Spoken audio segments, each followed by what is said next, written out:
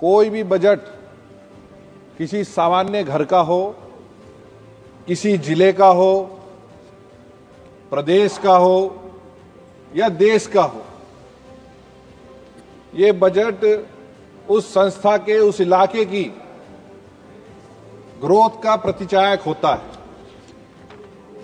मान्यवर, प्रत्येक नागरिक इस बजट में अपने भविष्य को देखने का काम करता है।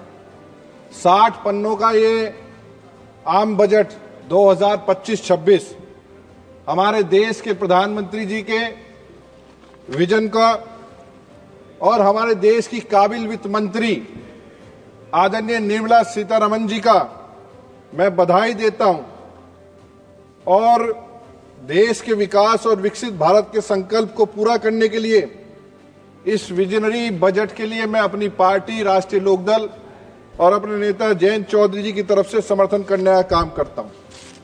मान्यवर, हमें समझना होगा कि जहां विश्व विकास दर 3% की दर से वृद्धि कर रही है और जहां हमारा पड़ोसी प्रतिद्वंदी देश चाइना 5% की दर से जो है विकास दर से वृद्धि कर रहा है, वहीं आज इन वैश्विक परिस्थितियों के दौरान भी भारत देश लगभग 6.5% की दर से वृद्धि कर रहा है।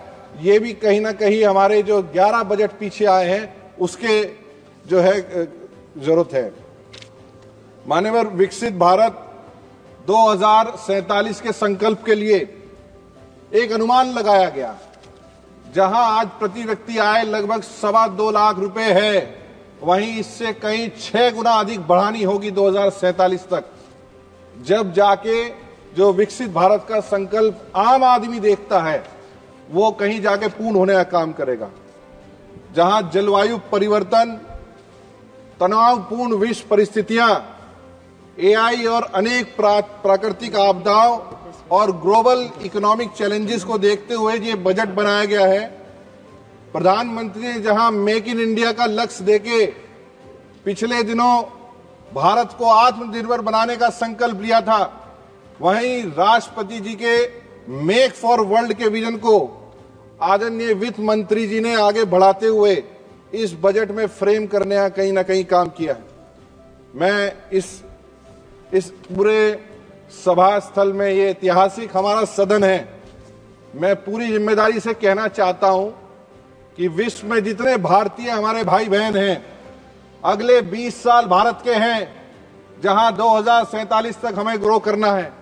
सबको आमंत्रित कहता हूं, जो लाइफस्टाइल और जो बेहतर व्यवस्था हिंदुस्तान में मिल सकती है, शायद विश्व में भी कहीं और मिलने का काम वो नहीं होगी। आदरणीय सभापति महोदया, पूरे देश की किसानों की शान स्वर्गीय चौधरी अजीत सिंह जी की 86वीं जयंती इसी सप्ताह 12 फरवरी को है और उन्होंने हमेशा, चौधरी साहब ने किसानों के हित में फैसले लिए और उन फैसलों ने हमेशा खेती करने वालों के जीवन में भरोसा लाने का काम किया, बदलाव लाने का काम किया। किसान बिरादरी, किसान समाज कभी भी अपने दिलों में उन्हें निकाल नहीं सकता और आज भी हमारे दिलों की धड़कन में वो बसते हैं।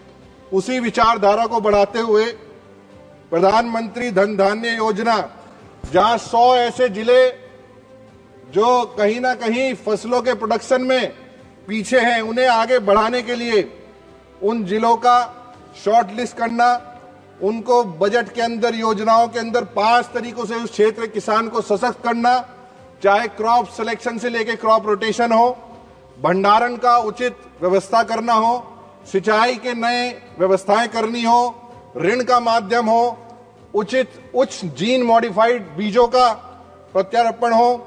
ऐसी योजनाओं से लगभग 1.7 करोड़ किसानों का लाभ होगा। वहीं दलहन के क्षेत्र में मेरे से पूर्व भी सभी वक्ताओं ने बताया, ये दलहन आत्मनिर्भर मिशन लाया गया। इसे अधिक प्रभावी बनाने के लिए मसूर, उड़द और तूर की दालों का आगे बढ़ाने का काम करा। बिहार में मखाना बोर्ड की स्थापना हो, राष्ट्रीय उच्च उपज बीज मिशन की, जहां रोग प्रतिरोधक उत्पादन बीज को उपलब्ध कराने की बात हो, उर्वरकों के जो कोई दिक्कत ना हो हमारे किसानों को। वहीं असम में यूरिया के नया जो है यूरिया संयंत्र स्थापित किया जाएगा, ये भी ना कहीं किसानों के हित में ये काम है। जीन बैंक की स्थापना हो, पशुपालन और डेयरी के लिए 1050 करोड़ रुपए की व्यवस्था करने की बात हो, और समृद्ध विकसित भारत की पहचान मजबूत खेती और मजबूत किसान, यह इस बजट का परिचायक है। 2024-25 के अनुपात में 25-26 में 34% से अधिक वृद्धि की गई है। इसके लिए मैं धन्यवाद देना चाहूंगा आदरणीय हमारी फाइनेंस मिनिस्टर को। पूरब से पश्चिम हो, उत्तर से दक्षिण हो, विश्व के सभी परिस्थितियों को देखते हुए आज डिफेंस के क्षेत्र में 20% से अधिक वृद्धि करी गई। आम बजट के अंदर यहां पक्ष और विपक्ष के दोनों लोग बैठे हैं, वो कहीं ना कहीं दोनों लोग इससे इत्तेफाक रखने का काम करते हैं। और जहां सभी क्षेत्र होगी, मैं ज्यादा समय नहीं लूंगा क्योंकि यूथ और युवा खुद सांसद हूं। मैं हमेशा नौजवान मोदी जी की तरफ देखता है, प्रधानमंत्री जी की तरफ देखता है, देश की सरकारों की तरफ देखता है।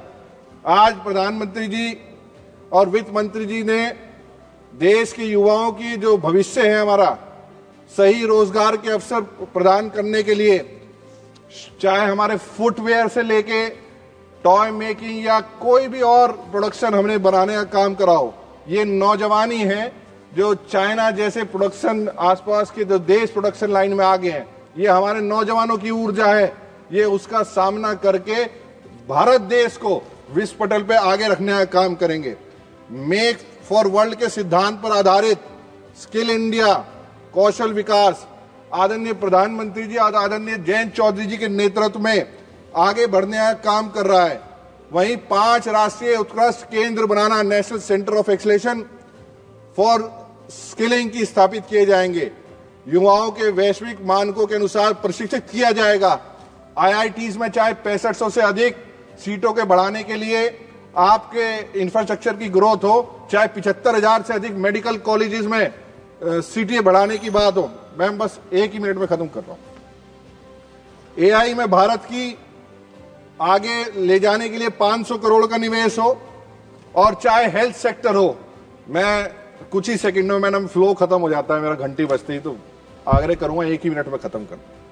कैंसर से लड़ने के लिए 200 डे केयर सेंटर बनाने की बात है।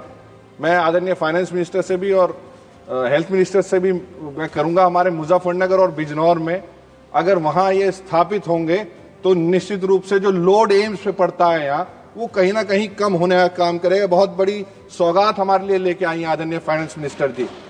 और आदरणीय कैंसर मेडिसिन को टैक्स फ्री करना, बुजुर्गों को मेडिकल उपकरण अवार्ड कराना, ये सब बातें बहुत ही हितकारी हैं। चाहे पीएम स्वनिधि हो, जल जीवन मिशन हो, न्यूक्लियर एनर्जी हो, एयरपोर्ट्स हो, टूरिज्म हो, फसल जम प्लांट्स हो, और 12 लाख तक की आय वाले करदाताओं की, और ऐसे कई 60 पन्नों में बहुत सी बातें हैं जिनके लिए हम धन्यवाद करते हैं, समर्थन करते हैं इस आम बजट का।